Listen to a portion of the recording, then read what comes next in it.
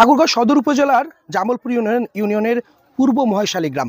এখানে আজ সকালবেলা একটি জীবিত নবজাতক উদ্ধার হয়েছে।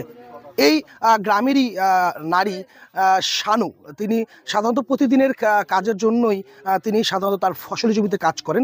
সেই ভুট্টা ক্ষেতের পাশ দিয়ে যখন যাচ্ছিলেন, হঠাৎ তিনি ভুট্টা খেতে এক বাচ্চার কান্না শুনতে পান। ভিতরে গিয়ে তখন তিনি দেখতে পান যে আনুমানিক একদিন বয়সী এক নবজাতক সেখানে কাঁদছে।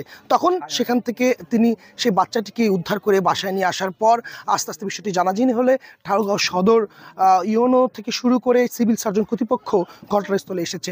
দেশ জুড়ে তোলপাড় ওয়ালটন ফ্রিজ কিনে আপনিও হয়ে যেতে পারেন মিলেনিয়ার। আমাকে যেটা জানিয়েছে ঠাকুরগাঁও সিভিল সার্জন কর্তৃপক্ষ, যে বাচ্চাটি এখন পর্যন্ত সম্পূর্ণরূপে সুস্থ রয়েছে। তবে যেহেতু সারা রাত অর্থাৎ একটা দীর্ঘ সময় হয়তোবা সেই ভুট্টা খেতে খালি গায়ে অবস্থায় বাচ্চাটি সেখানে ছিল, তার একটু শারীরিকভাবে মেডিকেল চেক আপের অর্থাৎ চিকিৎসার প্রয়োজন রয়েছে। সেজন্যই সেই সিভিল সার্জন কর্তৃপক্ষের পরামর্শে বাচ্চাটিকে এখন হাসপাতালে নিয়ে যাওয়া হয়েছে।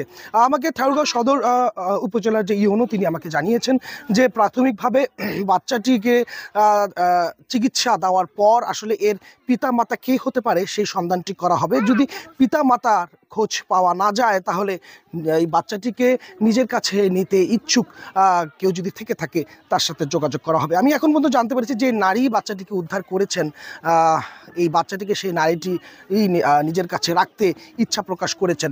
এবং বাচ্চাটি কিন্তু একটি মেয়ে বাচ্চা, এবং এই বাচ্চাটির যেটা ধারণা করা হচ্ছে যে গতকাল রাতেই হয়তোবা বাচ্চাটি ভূমিষ্ঠ হয়েছে। আমি কথা বলেছি স্থানীয়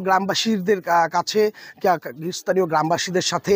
এখানে বাচ্চাটি উদ্ধার হওয়ার পর উৎসুক জনতা, স্থানীয় গ্রামবাসী থেকে দূর দূরান্ত অনেক জায়গা থেকেই মানুষজন দেখতে আসছে, এবং স্থানীয় গ্রামবাসীরাও এই জিনিসটার একটি সুষ্ঠু সুরাহা চায়, যে তারাও জানতে চায় যে আসলে এই বাচ্চাটির পিতামাতা কে এবং কেন বা কীভাবেই এই বাচ্চাটি এই ভুট্টা খেতে আসলো। কারণ ভুট্টা ক্ষেত থেকে একটি জীবিত নবজাতকের উদ্ধারের ঘটনাটি তাদের কাছে একটু বিস্ময়কর বলে মনে হচ্ছে। এই ছিল ঠাকুরগাঁয়ের জীবিত নবজাতক উদ্ধারের আমার কাছে থাকা সর্বশেষ তথ্য। আমি মইনুদ্দিন তালুকদার, হিমেল, দীপ্ত সংবাদ, ঠাকুরগাঁও।